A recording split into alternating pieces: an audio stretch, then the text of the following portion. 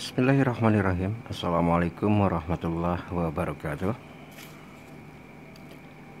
Alhamdulillahirabbil alamin. Assalatu wassalamu ala asrafil anbiya'i wal mursalin wa ala alihi washabbihi ajmain.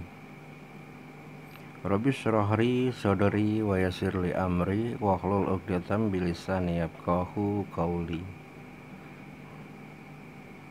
Hasyaallahu aj'ala bainakum wa bainal ladzina adaitu minhum mawaddah wallahu qadir wallahu ghafurur rahim.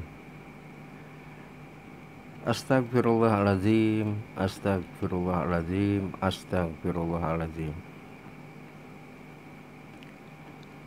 Sahabat muslim yang dirahmati Allah Subhanahu wa taala, alhamdulillah wa syukurillah, kita masih diberi kesempatan untuk bisa kembali berjumpa suara di majelis audio Radio Dian FM dalam gelaran acara spesial edukasi hati yang tergelar di setiap Kamis malam atau malam Jumat. Ada muhasabah Radio Dian FM sebagai program mingguan kita yang tergelar di setiap Kamis malam atau malam Jumat. Muhasabah Dian FM hadir tidak bermaksud untuk menggurui siapapun. Muhasabah Dian FM hadir tidak bermaksud untuk menceramahi siapapun. Muhasabah Dian FM hadir tidak bermaksud untuk menyalahkan, menyudutkan siapapun. Muhasabah Dian FM hadir hanyalah sebagai sarana untuk berbagi, saling mengisi dari kekosongan-kekosongan, dan menyampaikan keilmuan dari sedikitnya ilmu yang kita miliki, saling memberikan kebaikan satu sama lain di antara sesama muslim merupakan satu keharusan yang harusnya dilakukan oleh kita bersama. Sahabat muslim, Muhasabah Dian FM di malam hari ini akan sedikit memberikan informasi untuk Anda mengenai amarah atau emosi. Malam hari ini saya akan coba memberikan satu tema dari beberapa tema yang akan saya coba sampaikan apabila memang waktunya cukup.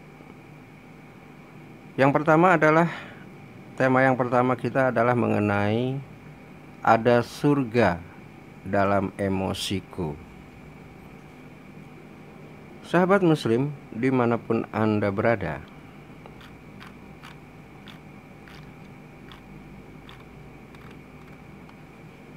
setiap manusia, setiap insan pasti pernah merasakan adanya amarah, adanya rasa marah pada sesuatu.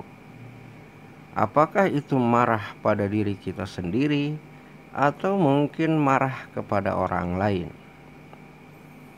Pola penyikapan bagi seorang yang beriman dalam mensiasati bagaimana apabila kemarahan itu hadir sudah ada dan sudah bisa dipakai sebenarnya oleh kita. Allah Subhanahu wa ta'ala telah menganugerahkan perasaan bagi manusia dengan segala hikmahnya. Ada rasa senang, ada sedih, ada bahagia, ada cemas, ada rasa benci, ada rasa marah. Semua jenis perasaan ini adalah satu hal yang ada dan menempel dalam diri kita. Perasaan tersebut apabila dapat dikendalikan dengan niat mendapatkan ridho Allah, tentunya akan berbuah kebaikan. dan ujungnya akan berbuah surga. Sahabat muslim, bagaimanapun keadaan kita, baik dalam kesusahan maupun dalam kesenangan, tetap saja ada celah untuk bisa mendapatkan rahmat dan limpahan kebaikan dari Allah Subhanahu wa Ta'ala untuk kita. Itulah indahnya seorang muslim dan mukmin. Sebagaimana Rasulullah Shallallahu Alaihi Wasallam, Nabi besar Muhammad telah bersabda, "Alangkah mengagumkan keadaan orang mukmin yang beriman. Semua keadaannya akan membawa kebaikan untuk dirinya. Dan ini hanya ada pada seorang mukmin. Jika dia mendapatkan kesenangan, dia akan bersyukur, dan maka itu adalah kebaikan baginya. Dan jika dia ditimpa kesusahan, dia akan bersabar, maka itu adalah kebaikan baginya." Sabda Rasulullah Shallallahu Alaihi Wasallam. Amarah ataupun emosi, tentunya ini pada posisi kesusahan. Biasanya apabila dalam sebuah tekanan, dalam sebuah situasi atau kondisi yang tidak menyenangkan, di situ ada dua hal yang akan timbul. Pertama, sedih. Yang kedua, marah. Ada surga dalam kemarahanku, ini akan didapat bagi seorang mukmin. Kenapa demikian? Karena bagi seorang mukmin, situasi apapun, situasi bagaimanapun, maka akan menjadi sebuah kebaikan buat dirinya. Lalu bagaimana pertanyaannya? Kemarahan seperti apa yang harus kita kendalikan agar kita mendapat kebaikan? Dan bagaimanakah teknisnya agar kita bisa mendapatkan surga dalam amarah kita? Sahabat muslim, dimanapun Anda berada, sahabat Dian FM, sahabat Jim Aditya, sahabat muhasabah tentunya. Amarah ibarat dua sisi mata pisau. Kita ambil contoh misalnya rasa marah ya. Ketika melihat atau mendengar seseorang yang melakukan perbuatan melanggar syariat Allah Subhanahu wa Ta'ala, maka amarah yang kemudian timbul karena membenci perbuatan orang tersebut akan menjadi pahala. Membenci perbuatan orangnya, bukan membenci orangnya. Hal ini karena kita telah menjalankan amanah Rasulullah Shallallahu Alaihi Wasallam yang pernah beliau sabdakan, "Barang siapa dari kalian melihat kemungkaran, maka hendaklah kalian dia mengubah kemungkaran tersebut dengan tangannya. Apabila tidak sanggup, ubahlah dengan lisannya. Dan apabila tidak sanggup, ubahlah dengan hatinya. Yang demikian itu adalah selemah-lemahnya iman." Sabda Rasulullah Shallallahu Alaihi Wasallam. Menyikapi kemungkaran bagi orang mukmin akan menjadi kebaikan sebagai tanda dari keimanan dirinya kepada Allah Subhanahu wa Ta'ala. Saat ini banyak sekali lontaran-lontaran emosi yang kerap hadir di media sosial. Emosi dari agamanya yang diganggu oleh pihak lain. emosi dari sosok-sosok yang terhina dan dihina oleh orang lain, emosi dari makhluk-makhluk yang dicaci, dimaki oleh makhluk lain. Di dunia maya bertebaran, saling hujat menghujat, saling caci mencaci. Dan ini merupakan kehidupan sosial yang ada di dalam kehidupan kita. Seorang mukmin yang berbakti kepada Allah Subhanahu wa taala, maka dia akan melawan hujatan dengan kesabaran. Marahnya seorang mukmin apabila melihat kemungkaran, tentunya dengan etika, dengan tata bahasa yang dilontarkan bersusun rapi, tanpa harus mengecewakan dari orang yang sebenarnya menjadi sasaran untuk kita perbaiki. Bagi seorang muslim yang marah karena adanya kemaksiatan yang di situ adanya sinyal kemunkaran, maka dia akan menggunakan cara bagaimana tidak menyakiti dalam melakukan perubahan kepada orang yang melontarkan atau melakukan kemunkaran tersebut. Ada 3 hal yang tadi dalam hadis tersirat. Anda tinggal memilih bagaimana caranya menyikapi kemungkaran yang bisa menimbulkan amarah diri Anda.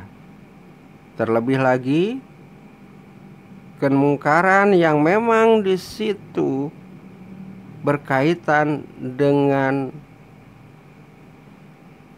tatanan kehidupan Islam. Ada 3 sikap yang bisa diambil oleh kita di saat kita marah. Bisa Anda melontarkan kemarahan Anda dengan perbuatan. Bisa lontarkan kemarahan Anda dengan ucapan. Dan juga bisa Anda lontarkan kemarahan Anda dengan hati. Karena itulah selemah-lemahnya iman. Sahabat muslim, Rasulullah Shallallahu Alaihi Wasallam juga mengajarkan kepada kita untuk membenci perbuatan kufur. Perbuatan kufur untuk diri kita sendiri. Jadi membenci melakukan perbuatan kufur untuk diri kita sendiri. Hal ini menandakan bahwa perasaan marah atau benci itu juga ada tempatnya. Bahkan rasa marah atau benci bisa mengantarkan kita untuk mendapatkan manisnya iman. Ada sebuah sabda Rasul, ada 3 perkara yang apabila perkara tersebut ada pada seseorang, maka ia akan mendapatkan manisnya iman. Perkara yang pertama, siapa yang Allah dan Rasul-Nya lebih ia cintai dari selain keduanya. Perkara yang kedua, apabila ia mencintai seseorang yang ia mencintainya hanya karena Allah. Yang ketiga, ia benci untuk kembali kepada kekufuran setelah Allah menyelamatkannya, sebagaimana ia benci untuk dilemparkan ke dalam neraka. Sabda Nabi besar Muhammad Sallallahu Alaihi Wasallam. 3 perkara ini akan berbuah kemanisan iman, akan berbuah kebaikan untuk diri kita. Di perkara yang ketiga, di sana disebutkan ia benci untuk kembali melakukan kekufuran setelah Allah menyelamatkannya. Artinya, ada kebencian bagi orang yang sudah bertaubat untuk melakukan perbuatan kufur kembali. Hal inilah tentunya yang akan mengantarkan dirinya dari sebuah kebencian ke dalam surga. Benci yang menjadi jembatan untuk dirinya mendapatkan ridha Allah. Hal ini tentunya harusnya dipahami oleh diri kita semua untuk bisa bagaimana caranya mengendalikan hati-hati kita. Bagaimana caranya kita mengendalikan hati kita di saat kita marah, di saat kita benci. Karena dua hal ini, dua perasaan ini, saya yakin ada di setiap kepala, ada di setiap hati, baik itu laki-laki ataupun perempuan. Selama ia bernafas, selama ia belum terkubur, pasti perasaan-perasaan ini akan ada dalam diri kita.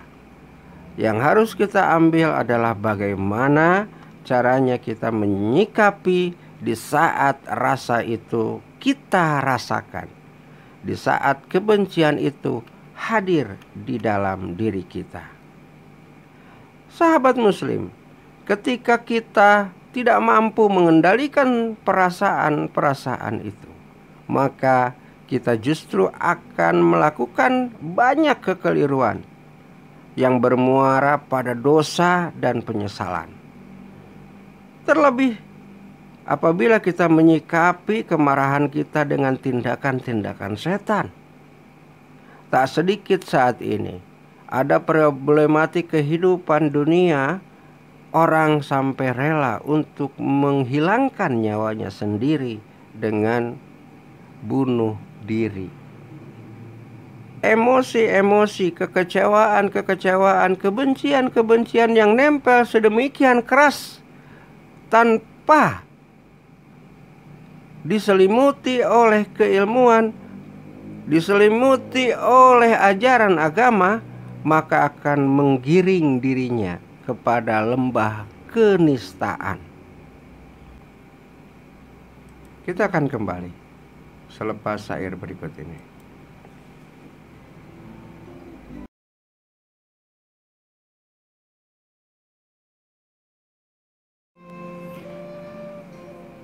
Kembali lagi sahabat muslim di Muhasabah Dian FM. Di tema kita mengenai ada surga di marahku. Sahabat muslim dimanapun Anda berada,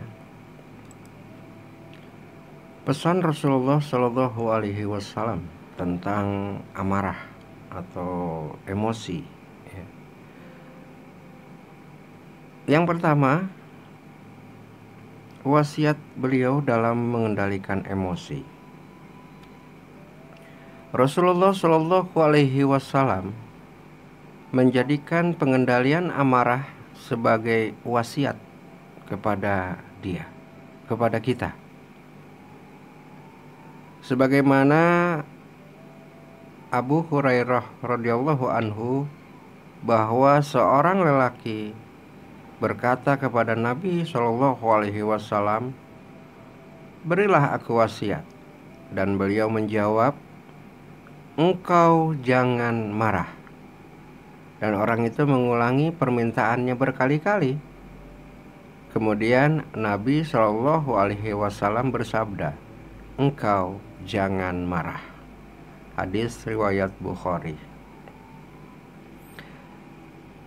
Pesan Nabi yang kedua tentang amarah adalah kendalikan amarah Anda, amarah kita dengan duduk, berbaring, dan diam. Nabi besar Muhammad SAW mengajarkan agar orang yang marah untuk duduk, untuk berbaring, ataupun diam.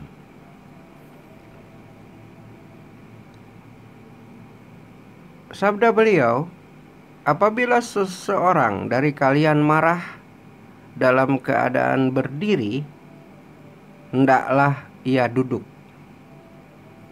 Dan apabila amarah telah pergi darinya, maka itu baik baginya. Dan jika belum, hendaklah ia berbaring. Diam juga merupakan solusi ketika amarah menghampiri diri kita.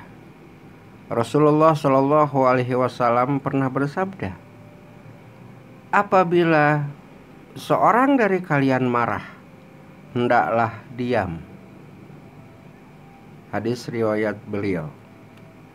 Sahabat muslim, pesan Nabi yang ketiga tentang amarah adalah menahan amarah kita bentuk kekuatan yang hakiki. Rasulullah Shallallahu Alaihi Wasallam menegaskan bahwa kekuatan sejati ada pada seseorang yang mampu untuk mengendalikan dirinya ketika marah.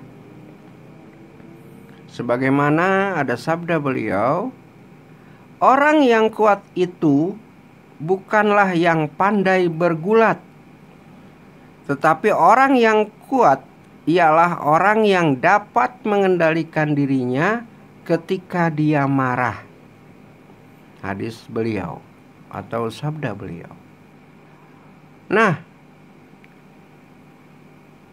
di kacamata Islam, seseorang yang kuat bukanlah orang yang bertubuh kekar dan mampu untuk bertindak perbuatan memukul. Tapi orang yang kuat dalam kacamata Islam adalah orang yang mampu menahan hawa nafsu. Salah satunya adalah marah. Pesan beliau, pesan Nabi tentang amarah yang keempat, janji surga bagi orang yang mampu menahan marah. Rasulullah Shallallahu Alaihi Wasallam pernah bersabda kepada seorang sahabatnya, janganlah kamu marah dan bagimu surga. Lalu pesan beliau yang kelima, ada tempat khusus di hari kiamat bagi orang yang mampu mengendalikan amarah. Rasulullah Shallallahu Alaihi Wasallam bersabda, barang siapa yang menahan amarahnya, menahan kemarahannya, padahal dia mampu untuk melampiaskannya, maka Allah Ta'ala akan memanggilnya dan membanggakannya pada hari kiamat di hadapan semua orang, sampai kemudian Allah membiarkannya memilih bidadari bermata jeli yang disukainya. Saudaraku, sahabatku, betapa kita dapat membuktikan kasih sayang Allah di saat kondisi sedang marah saja. Ada sebuah pahala, ada sebuah kebaikan yang mampu bisa kita raih, andai saja kita bisa menyikapinya. Yang perlu kita garis bawahi, sahabat muslim, setiap manusia pasti punya marah. Setiap manusia pasti punya emosi. Tapi setiap manusia mampu untuk bisa mengendalikan emosinya. Kita akan kembali selepas syair berikut ini.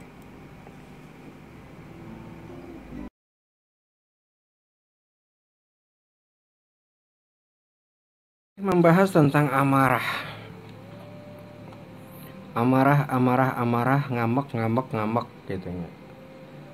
Terkadang sahabat muslim dalam kondisi marah, dalam kondisi emosi, Tatanan bahasa yang keluar pun dari mulut kita tidak beraturan. Kadang-kadang kalau lagi marah, yang namanya kebun binatang atau Ragunan keluar dari mulut kita. Wow, wow, wow, wow, wow, begitu.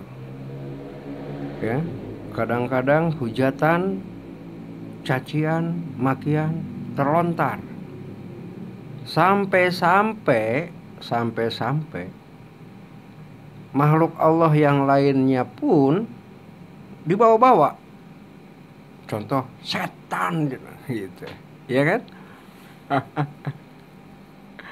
Itulah sikap manusia pada saat kondisi marah. Kebun binatang merudul, makhluk Allah nulaina terlontarkan, gitunya. Kondisi marah pun kadang-kadang begitu. Tapi itu akan terjadi kepada sosok orang yang lagi marah tapi tidak punya ilmu. Jadi lamun urang hayang beda, urang kudu boga ilmu, yakni bagaimana menyikapi marah. Lamun urang akur jiga maranehna, lamun marah kebun binatang keluar kabeh, kunci kandangna dibuka, timimiti monyet, nungarana babi, nungarana anjing, nungarana naon deui. Kalau luar kabeh kitu dikencar tina mulut urang, berarti urang sarua jeung jelema anu teu boga ilmu. Nah, urang mah pan kudu beda meureun. Orang yang istimewa itu biasanya orang mendapatkan balasannya istimewa juga. Ulah nepi ka urang kebiasaan mun ngambek ngaluarkeun kebun binatang terus hayang hade balasanana, ya teu bisa, nggak bisa lah. Balasan yang akan didapat baik apabila kita marah adalah bagaimana menyikapi kemarahan tersebut dengan tata cara. Mengendalikan emosi bukan arti tidak bicara, tapi bagaimana mengendalikan bicara ini dengan positif. Contoh misalnya, pada saat kita marah kepada sosok seorang pemimpin yang dianggap oleh kita melakukan kebijakan yang tidak sesuai misalnya. Kita yang berilmu, kita yang beriman, maka menyampaikan ketidaksukaan itu dengan format tidak menyakitkan. Justru dengan tata bahasa baik. Masuknya kategorinya adalah memberikan masukan, bukan marah. Berbeda dengan orang yang tidak berilmu dan tidak beragama. Pada saat ada perbedaan pendapat yang menimbulkan sebuah kemarahan, maka yang namanya Ragunan, kebun binatang itu dibuka kuncinya dan keluar dari mulut dia. Nah, itulah orang yang tidak berilmu. Orang yang tidak beragama. Kalau misalnya kita masih seperti begitu di saat kita marah, berarti orang satu sama lain sama dengan alias sami sareng jeung jalmi-jalmi anu kararitu. Tah upami hoyong benten alias kalau pengen berbeda, maka sikapilah kemarahan itu dengan keilmuan. Jangan biarkan kemarahan ini berujung kenistaan buat diri kita. Jangan biarkan emosi yang meluap dalam hati kita berujung penjara buat kita. Penjara ini ada dua, penjara sosial dan penjara kriminal. Penjara sosial, ya karena kita disebut orang temperamental, pasti dijauhan teu boga babaturan. Ta eta teh penjara yang urang. Tong daek gaul jeung si eta jelemana amekan si eta mah teu kaur kagetrik. Sakedik saeutik ngambek, saeutik ngadat. Sedikit-sedikit marah. Akhirnya dijauhi oleh orang lain. Kenapa? Karena itu sebagai efek dari kita tidak mampu mengendalikan emosi. Nah, itu kita dipenjara oleh sosial. Efek dari tidak bisa mengendalikan amarah. Jadi penjara ini ada dua. Ya kan? Penjara sosial itu yang lebih parah. Akhirnya orang teboga batur, teboga sedulur, teboga sahabat. Dah tong daek gaul jeung si eta mah.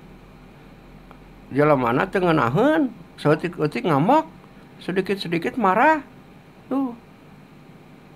Bahkan jadi tersebar oleh orang lain dan akhirnya kita akan semakin sempit, terpenjaralah kita dalam kehidupan sosial kita. Lalu ada lagi efek dari tidak mampu mengendalikan emosi, yakni penjara hukum. Tak sedikit sekarang orang yang karena marah tapi tidak mengendalikannya dengan baik berujung kepada penganiayaan. Lompatnya karena pengadilan meja hijau digebot. Jadi gara-gara ngamuk, wah ngamuk, terus bawa beduk, kecelek batur dikadek, lompatnya karena penganiayaan, ujung-ujungnya dikurung alias di sel. Gara-gara nantah, gara-gara emosi yang tidak terkendali dan menyikapi emosi tidak dengan ilmu. Ujungnya naon? Narapidana, penjara oge. Ya, gara-gara emosi. Jadi hati-hati sahabat muslim. Menyikapi emosi bagi orang yang beriman akan berbuah kebaikan. Tapi bagi orang yang tidak beriman alias tidak berilmu juga, maka ini akan berbuah keburukan. Ya tadi saya coba contohkan keburukan yang bisa diraih oleh orang yang menyikapi kemarahan dengan dengan emosi yang tidak terkendali, ya, tanpa disikapi dengan keimanan, ya tadi ujungnya penjara sosial dan penjara hukum gitu, hukum negara, belum lagi hukum Allah, ya kan? Membunuh orang, mencelakai orang itu kan perbuatan dosa. Allah Maha Pengasih, Maha Penyayang. Allah mengasihi makhluk ciptaannya. Nah, sementara kita sesama makhluk merusak ciptaan Allah. Allah suka nggak dengan begitu? Ya enggak lah. Allah akan marah kepada orang yang merusak ciptaannya. Orang yang membunuh ciptaan Allah sesama manusia, apa Allah suka? Tidak. Allah marah. Orang yang membunuh, saling bunuh, makanya membunuh itu masuk dalam kategori dosa besar. Kenapa demikian? Karena itu merusak ciptaan Allah. Akibat bisa saja awalnya dari emosi atau amarah.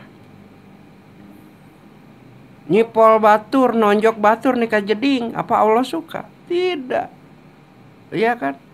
Mau mungkin meren lamun teu gara-gara ngambek kudu ninggang batur, kudu mukul batur, iya kan? Tidak. Nah, bagi orang yang beriman, penyikapan dari yang namanya kemarahan ini tidak sampai kepada fisik. Jangankan fisik atau tindakan perbuatan, ucapan naoge, ya, ucapan naoge pasti teratur. Yang terlontar sudah bukan lagi kebun binatang.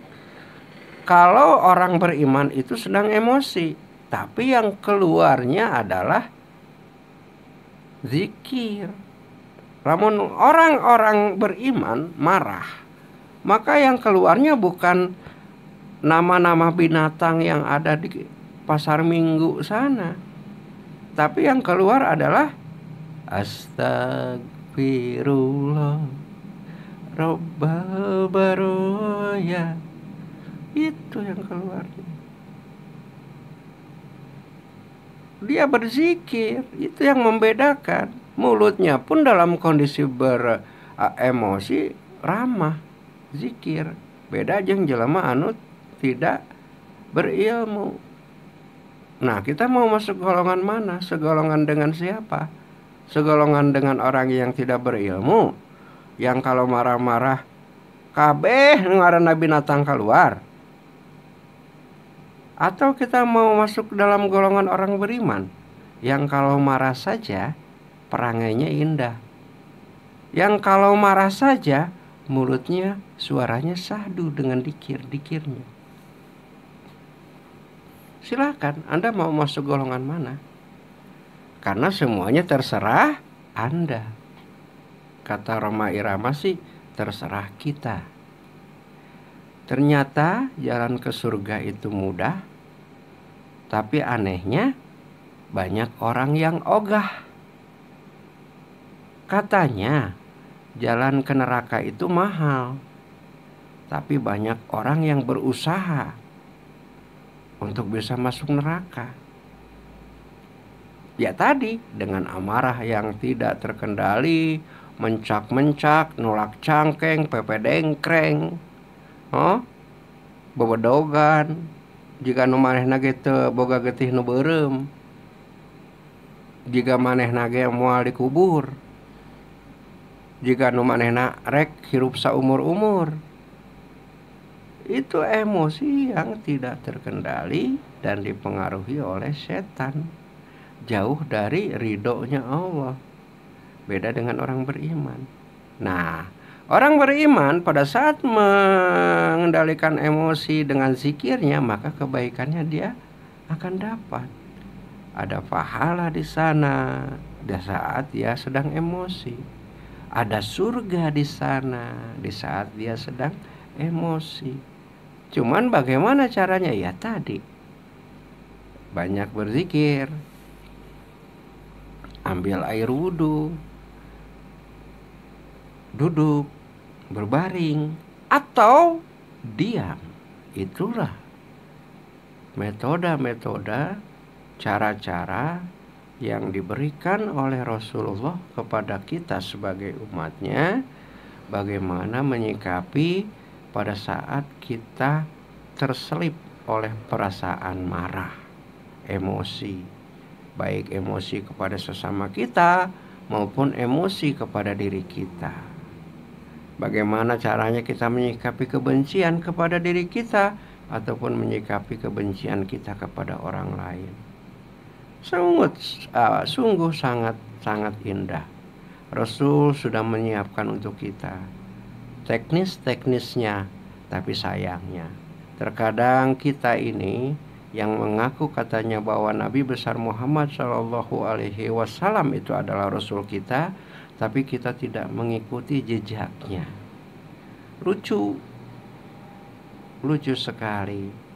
Katanya kita Islam, tapi kita jauh dari pola dan tata cara penyikapan yang sudah dicontohkan oleh Rasul kita. Katanya kita orang Islam, tapi kita masih saling menyakiti satu sama lain, yang sehingga akhirnya menimbulkan kebencian satu sama lain.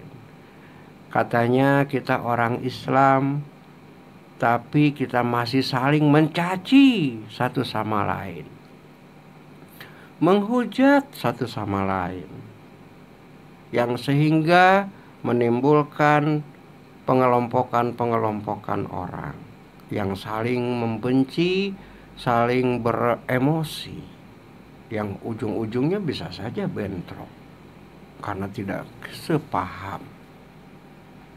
Lucu, sahabat muslim. Satu sisi kita sama-sama seorang muslim, tapi dalam pola dan tindak perilaku tidak mencerminkan kemusliman.